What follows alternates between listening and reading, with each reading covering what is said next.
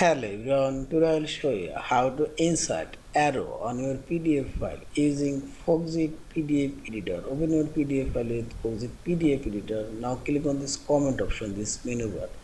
Now click this down drawing arrow, and here you will find this arrow option. Select arrow and draw your arrow and see this. And arrow line thickness I will make it 8. I will make it 12. And this arrow starting and its end, and see this.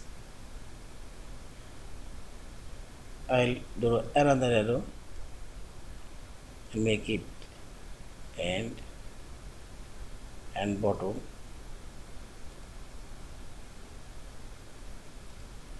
and see this. In this way you can change and customize your arrow. This is, and select. You can increase decrease this arrow size and move.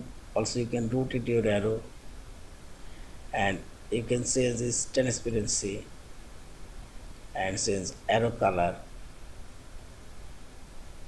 and so on. Yeah, this is. And finally select this file option, save or save as your PDF file. Thank you for watching. Please subscribe, like, share and comments.